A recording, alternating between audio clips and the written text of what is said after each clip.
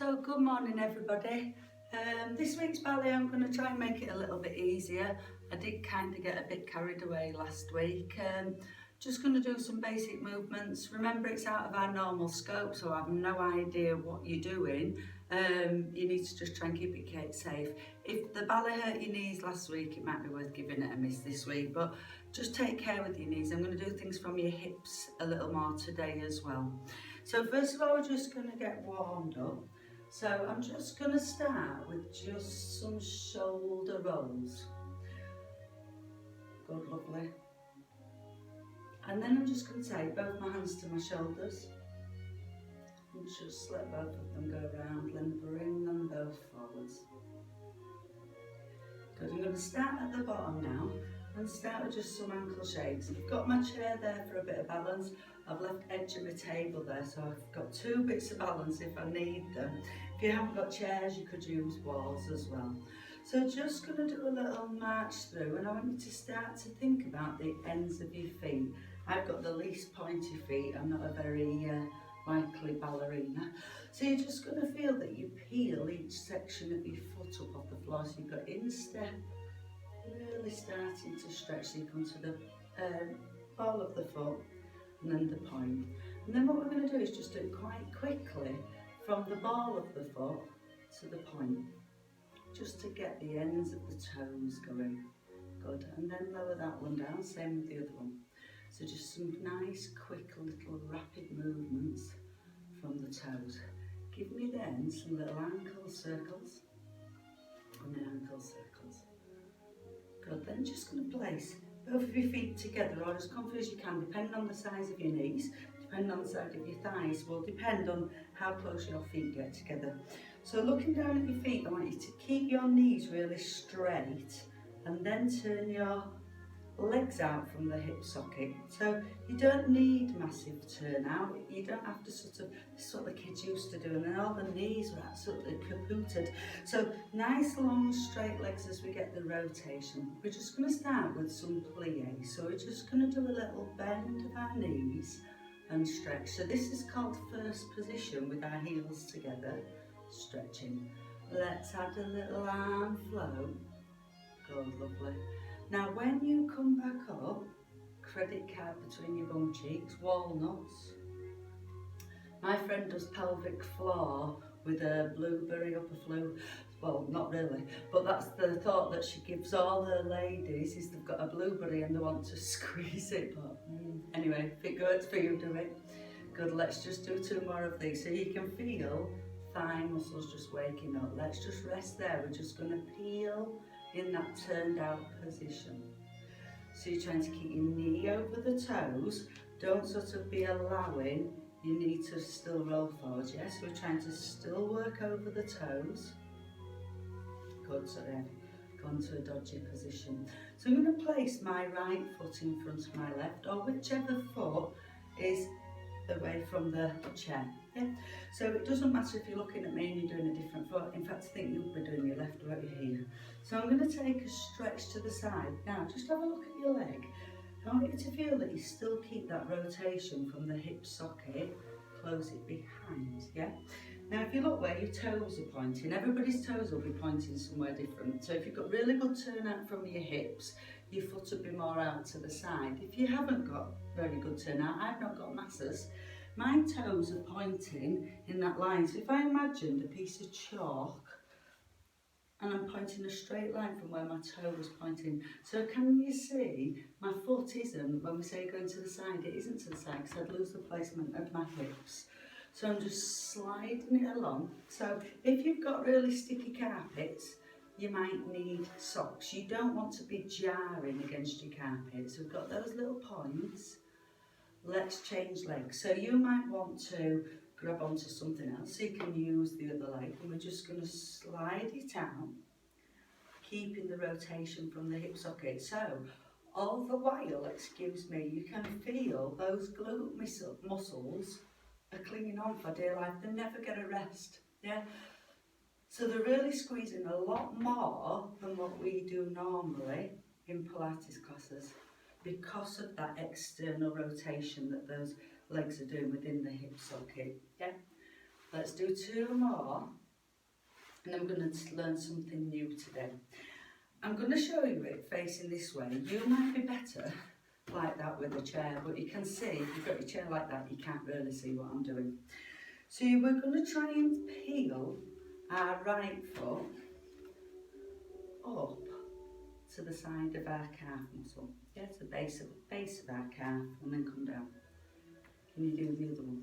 Oh, sorry, I didn't mean the other one. Can you do it again? Now do your left one. So we're peeling it up, peeling it down. So you can feel this in your thigh. We keep going on the other leg. We've done it in Pilates before, or some of you might have done, where we've done this little movement. Yeah. So you now know what's coming next, don't you? So when you've finished your 2 more on your left, so you've done even numbers, we're going to take it up on that. Oh, I'm going to go to other arm so I can do. So you've got your right leg. So I've got right leg. Have a look at that thigh. Keep that thigh still as you extend that leg away and back in. If that was too hard, make your leg a little bit lower. So we've just got a développé and bring it back in.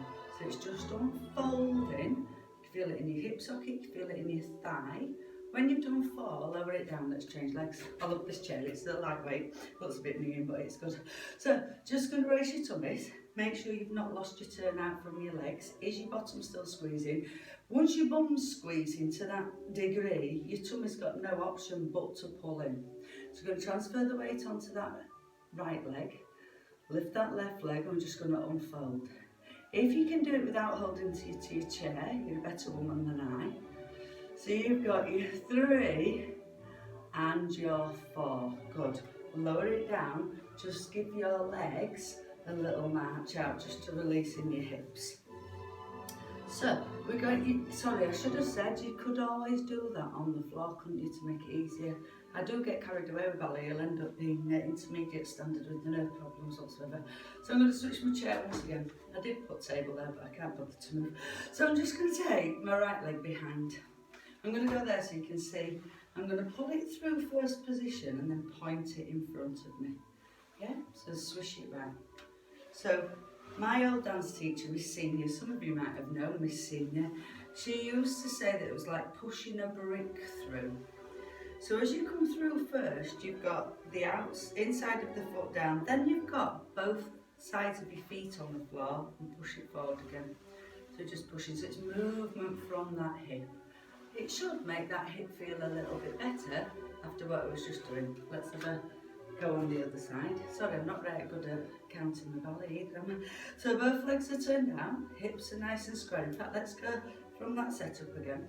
Stretch that leg back now. Keep that squeeze of the glute so it pushes forwards, it swings back and points. Swishing forwards, swishing back. So I'm going to go sideways so you can still see. Try to get my heel onto the floor on both sides of my foot. So if I stopped in first, all I'd have to do is transfer that extra bit of weight back on. Okay. My foot will be flat down. So this is called en cloche, and it means swinging like a bell, just in case any of you want to learn the terminology as well. So just have a little march there. Gonna try, in fact I'll keep my chair there. Gonna do a little bit of a port de bras. So we did it last week, carriage of the arms. So we're going to take our arms through first. Just relax your shoulder blades down. I always used to say it's like cuddling a big teddy and you've got a space for your face, but your water's running down. So we're going to go open to third, back into first, open to third, back into third. So your Tom Thumb's hiding, back, open. So it's like you're holding a great big fat pencil between your thumb and your second finger. Now if I go there, can you see my arm isn't going behind my body? So I'm trying to hold that perfect posture as I move more the elbow. So I'm sort of not quite extending it, I'm keeping that lovely round shape. Are you still squeezing your credit card between your bum cheeks? Are your pelvic floor muscles gently lifting up? Is your tummy muscle pulling in? Are your arms starting to ache now? Good, lovely.